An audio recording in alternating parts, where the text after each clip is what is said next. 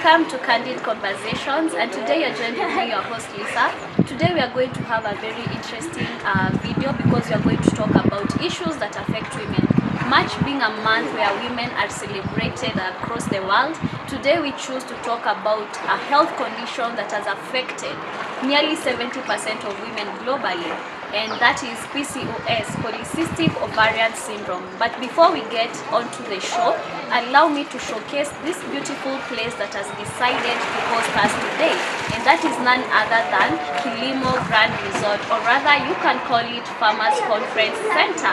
They have a very beautiful pool, they have a very beautiful garden, good rooms in case you want to come here for a short stay, in case you want to come here for conferences. I mean, this is the place you need to be, and we are going to put all the details in the description box so that you can be able to see their services, what it is that they offer, because they also have nice meals. And so allow me also to welcome my guest who is joining us today. I'd like her to introduce herself. She gets to tell us what it is that she does, her names, and what exactly she's looking forward to in this show. Hi lovely people, welcome to Candid Conversations with Lisa. I go by the name Kagwi. I'm a mother, I'm a HR, I'm an admin, I wear so many hats. I'm an examiner, and yeah, welcome back to our show. So yeah, as you've heard it from her, today we are talking about PCOS, and as you've heard, she has said that she wears many hats. Mercy, I know we have planned this seat for a very long time, but I'm glad today it is finally happening. I know very well, after I talked to you a while ago, you told me that you personally dealt with PCOS, still dealing with it. So I believe you're the right person when it comes to having this conversation, because we are hearing from someone who is experiencing it, somebody who has dealt with it. You know the ups and downs of PCOS. So tell me, where do we start? Do we start by saying what PCOS is, defining PCOS? Because I believe there are people who are watching this for the first time, and as we know, there are people who are suffering from it and they don't know. So kindly catch us up on what exactly is PCOS. So PCOS means polycystic ovarian syndrome. These are some follicles that mainly grow outside the ovaries or inside the ovary abnormally. So the symptoms include maybe painful cramps, headaches, some pregnancy symptoms like vomiting. Some even don't have hair around here. So you find that most of the women work on that kipara here, so that means they have PCOS. Some have hairs all over here, because at times you find that the androgen hormone is the one that is beyond where it's supposed to be. So you get that every female has a small substance of the androgen hormone, but because yours is a bit above, way above the way it's supposed to be, so you'll find that you have some male symptoms and outcomes when it comes to maybe growing the beard, some hairy bodies, and all that. I think that is a brief description of what PCOS means basically. Okay, according to what you say, is PCOS more of a hormonal condition, or at what moment exactly does someone get to know, okay, I'm suffering from PCOS? Is it that obvious? Okay, because as I've said when we are starting the video, 70% of women, they are suffering from it and they don't know. So how is it that you get to a point whereby you get diagnosed? Like, okay, maybe you can tell us more on that. Okay, I'll personally relate it with my story. Now, when it comes to hormones, we have different hormonal conditions. We have endometriosis, we have acne, we have ovarian cyst, and now we have PCOS. These conditions are almost similar when it comes to symptoms. Now, the only difference is where the things are growing. For example, endometriosis, you find that the endometrium layer grows in places where it's not supposed to be. For PCOS, you find that follicles are growing in places where they are not supposed to be. So the symptoms include painful cramps. Yes, painful cramps, because you guys think that cramps or having cramps is normal, of which it's not normal. So for me, I knew I have PCOS when I had heavy bleeding. That is after getting my baby, and now you've recovered. but the bleeding is more persistent. When bleeding goes for more than 4 days, that is when you know that you have PCOS. And of course, maybe some symptoms like extremely painful cramps, that is not normal. And when your periods skip, maybe they come this month, next month they are not there, or maybe they interchange the dates. You find that this month you are having them on the 20th, next month maybe you are having them on the 1st of the month. So that means there is something that your body is communicating to you that you don't even know. So that is maybe some common symptoms that most women should go and get checked if they have any hormonal imbalance condition. So talking about the symptoms, I know there are so many, but what are some of the health risks when it comes to PCOS? In case maybe you're going through that condition, you have that condition, what are some of the health risks that people get to face?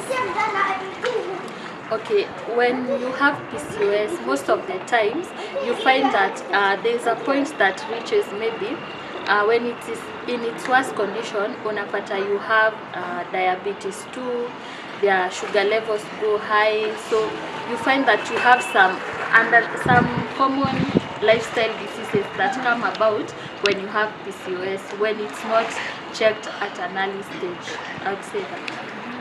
How does it affect somebody's metabolism? Because I saw most women who have PCOS, they struggle with weight loss. How does it go about? How does it even affect your metabolism? Because when it comes to a point whereby you can't even get to lose weight, no matter how hard you try, even when you watch your diet, how does it affect the metabolism, someone's metabolism? Okay, one of the symptoms, the biggest symptoms that personally I've dealt with is weight loss.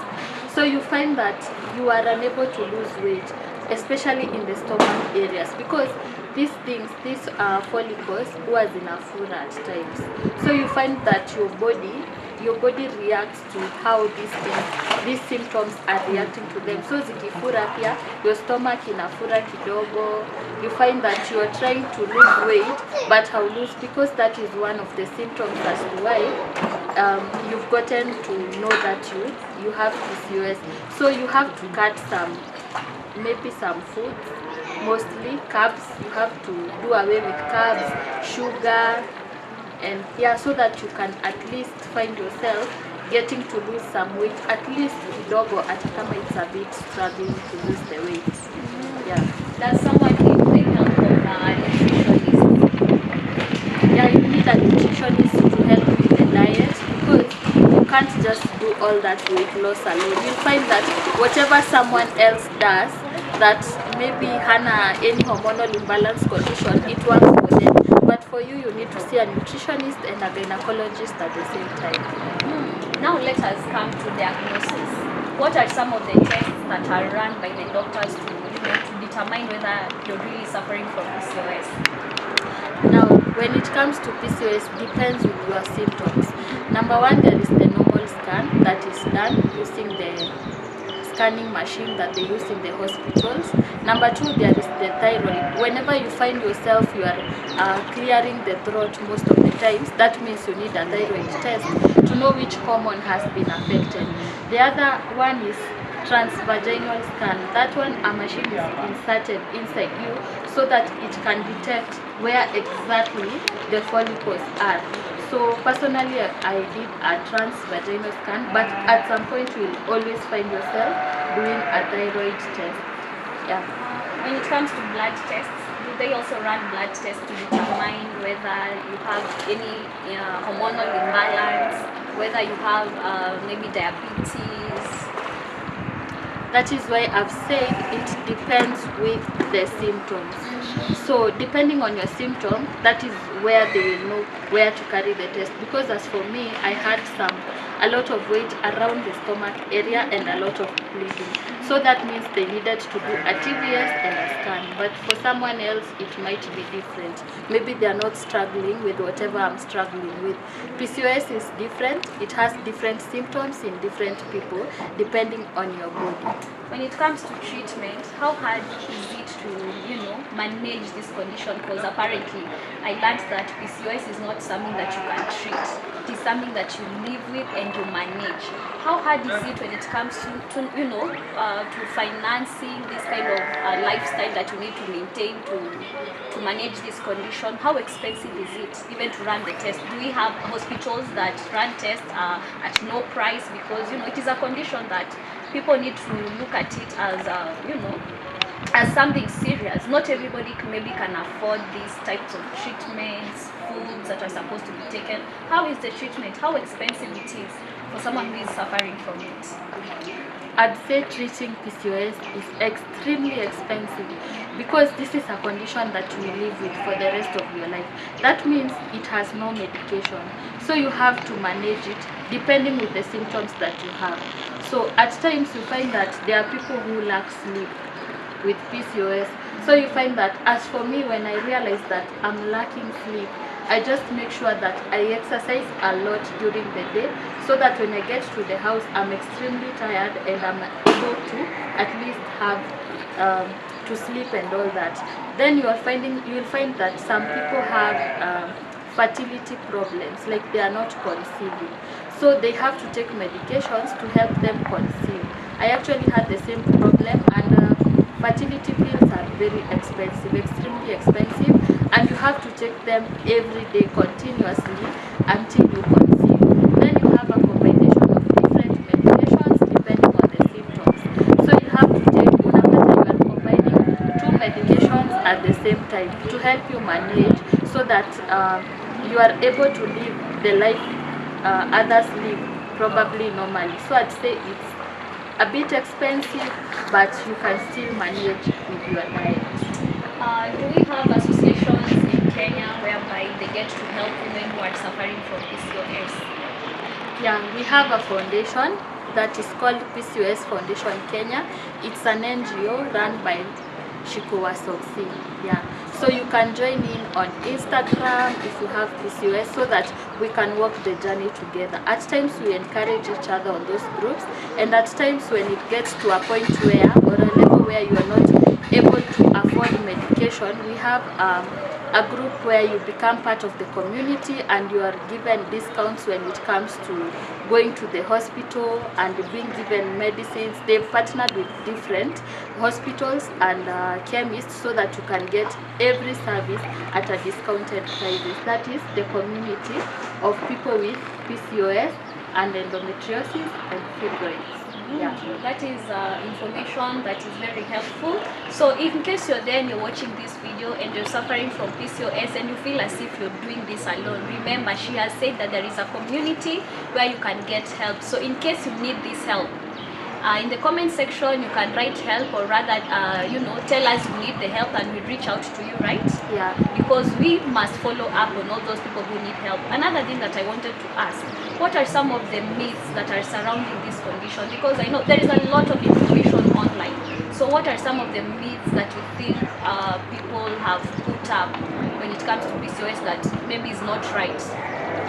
okay, some people say that PCOS inafanya ukue mnono. That means you're becoming fat. There are some people who have PCOS and they are a bit slender. Yeah, you can check online. Some people who have PCOS, they are slender, others are a bit big. So depends with how it has affected you and your lifestyle. Some people think before being diagnosed with PCOS, when you are not conceiving, they think that probably maybe you've used pills of not conceiving, or you just don't want to conceive, but actually it's a condition that is affecting people and people don't know. Like 80% of women have PCOS and they actually don't know the reason as to why. So you find the society will ridicule you because you are not getting a baby, or maybe the society will tell you you took a lot of maybe P2s when you were young, that is why you're not getting babies. But PCOS can get to anyone. Like there is no cause of you having the condition called PCOS. Talking about the myths, okay, does it make it hard for someone to carry pregnancy up to term? yeah, it might be a difficult process. That means whenever you're diagnosed with PCOS, you must walk the journey with your gyna, because at some point you might miscarriage, or you might not get the baby to term or to the expected due date that you were given. As for me, I got my baby 2 weeks before the due date. That means I had to do an emergency CS, and of course it comes with different, after now delivering the baby, it comes with different symptoms. Now you find that the symptoms change from time to time since your body has changed, so it becomes difficult to maybe conceive or to carry the baby to term. That means you have to walk the journey with your gyna and your nutritionist. Nice. So how challenging is it to deal with this condition? Does it affect your day-to-day life? Because I've seen, okay, according to the symptoms, someone can suffer from sleep apnea. There is hairitism, like you get hair maybe on the chest and you're a woman, on your face also. So I mean, how does it challenge someone? Or maybe does it even affect your day-to-day life? How challenging is it?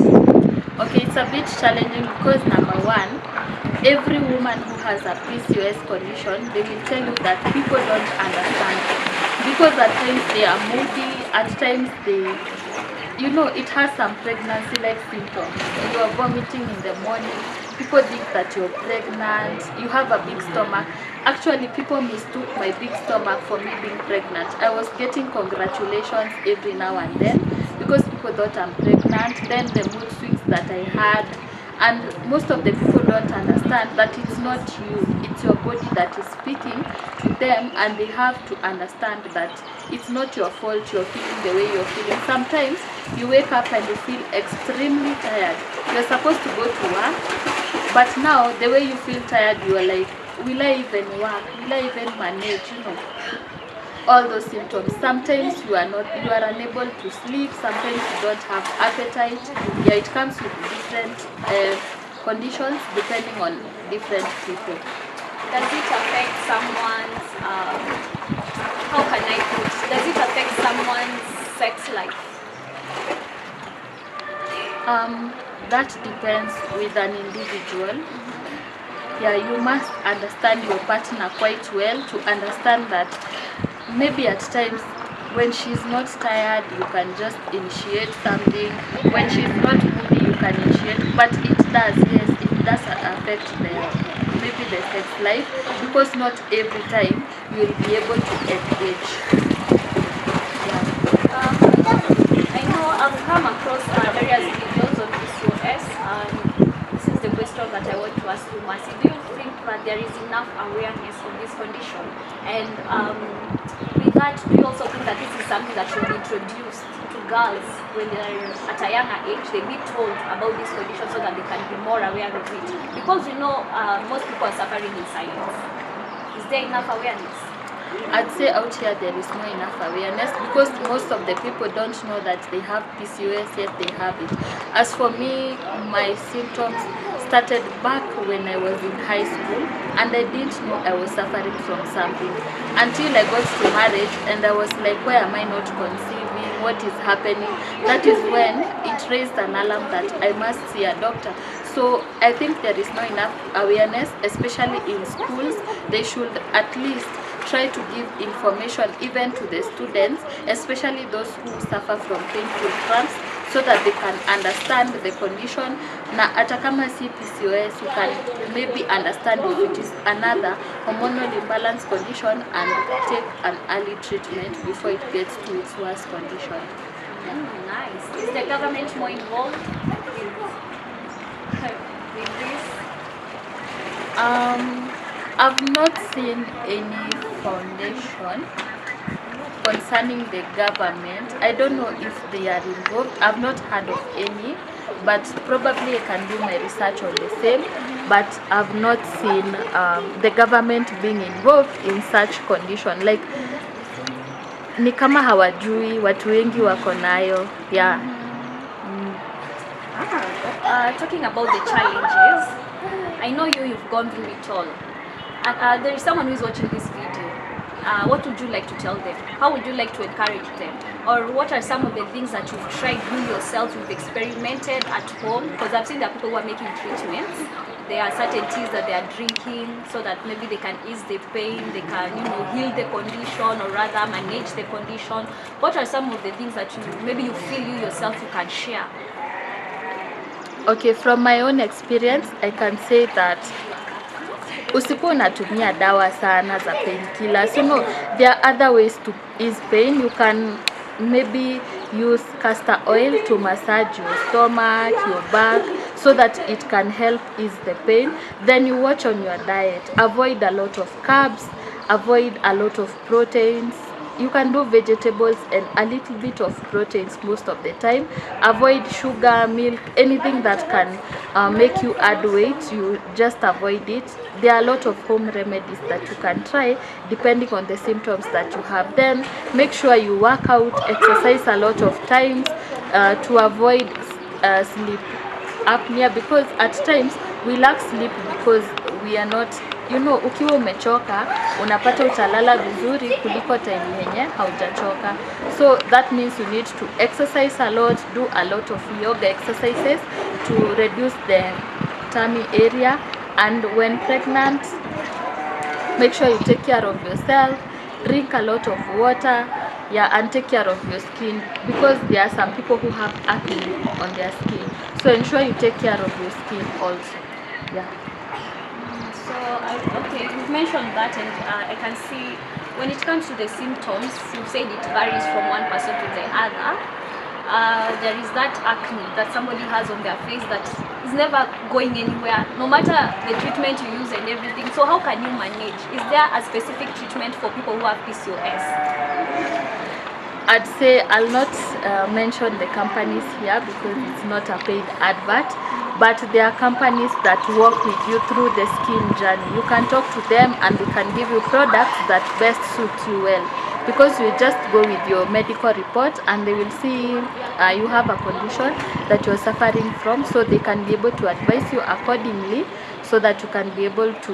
I also had acne and I usually have it around this place, but there's a way I used to manage it. So if you wanna manage the acne, skin care, routines and all that, DM hapo chini and we will give you the referrals. Yeah. Nice. That is good information. I think with what we've said today, I think for you who is watching this video and you're suffering from PCOS, make sure you're not going through this journey alone. And there is a lot of information outside there. There are a lot of treatments. There are a lot of home remedies. Make sure you talk to a professional. Go and look for a gyna, go look for a nutritionist, the people who are going to guide you through each and every step. And one of the myths that I saw online is that people who have PCOS cannot get pregnant. Well, that is a myth. If you have PCOS, you can clearly get pregnant as long as you have someone who is working with you through the journey, because we have a lot of people. We have also seen a lot of popular people. We had Wapendwa, they also had the same issue. They had been trying to get pregnant, but you know, finally they ended up getting pregnant. So it is not a weakness, and it is not for you having PCOS, we are not saying that you'll not get pregnant. There are treatments that you can follow up with. So don't feel as if you're forgotten. There are people who are ready to help you. Look for information, look for knowledge, and that is where you'll start the healing journey. I'm not talking about you getting healed from PCOS, but at least feeling as if you're not alone, right? And also, do you feel as if there is nothing we have not covered as much as PCOS is concerned? I think there are a lot of things that maybe we can talk about PCOS. PCOS is a very long topic that maybe we can cover in the next video. We will be talking about this every now and then, so that we can create awareness to people out there and they keep also learning from us. And yeah, that is it. So we can also invite a professional who is involved in the PCOS condition. Like for endometriosis, they have their own doctor who is called Dr. Join Jagi. We can invite him here so that we can talk about endometriosis as we continue with the conversations about PCOS. Yeah. Still on your case, Mercy, how is the journey so far? Is there Is there okay, are you at a point whereby you feel as if you're managing it, you are not confused about it? Which space are you at the moment? I'd say I'm in a better space. The first thing that comes with PCOS is accepting that you have it. The moment you are diagnosed with it and you do not accept that you actually have it, that is where the big challenge comes in on the accepting. But as long as you've accepted, the journey becomes a bit easier and at least better for you. Then you follow the doctor's instructions, then you take medications accordingly and watch on your diet, and you will feel at ease. Right now I'm able to do a lot of things that I wasn't able to do before. Yeah. Does it affect marriages? It does, because a lot of people have broken up because their partners don't understand them very well, because at times you cannot be with someone who is sick all the time, someone who has moods, someone who is angry most of the time over small things, because anger is one of the symptoms of PCOS, because you get angry over small things. So it affects marriages, not unless your partner understands you well and walks the journey together with you. Yeah. Yeah, you've had it. As women, we go through a lot when it comes to, thinking about that. You see, for a normal woman, let's say maybe, I'm not saying when you're having PCOS you're not a normal woman, but okay, I'm just putting it this way. If dealing with menses when you don't have PCOS, it is hard. Now you can imagine it is twice as hard when you have PCOS. So if you're outside there and you're watching this video, make sure you give women the support that they require. We deal with a lot, right? Yeah. Okay, with what you've said, clearly it affects our mental health, right? Yeah. Our physical health. So be cautious with how you talk to women. When you see a woman having acne on her face, be cautious. They might be going through something. You see someone who is overweight, someone who is underweight, because I saw there's some people who have endometriosis and they get to lose weight. They become very slim. So let us be kind. Let us be kind enough even when we are talking about, people's appearances, how people walk, how people behave. Even when it comes to anger issues, there is a time maybe a woman will wake up in the morning, they don't feel like talking to anyone. That is also a symptom, right? Yeah. So with that said, I believe we've covered most of the things concerning PCOS. In case there is any other thing, and in case you have any questions, and in case maybe you want us to bring someone who is a professional who will give us more advice on what PCOS really is or how to deal with it, kindly comment on the comment section, and we will be able maybe to have another video whereby we'll get maybe to talk on it on a broader base. But that is it from us, right? Or is there anything else that we need to say? I don't think we've not covered anything. Those are maybe the basics of PCOS, but as we continue, we'll be covering more and more depending on what questions that you guys will ask. We'll cover a Q&A to answer all the questions that you will have this time. Yeah. So with that said, guys, you can comment on the comment section, you can share the video, you can like the video, subscribe on the channel, so that this video can reach a wide range of people, because as you have seen and as you have heard, many people are suffering from it and they don't know. So that is it from me, Lisa. Till we see you next time. Bye bye.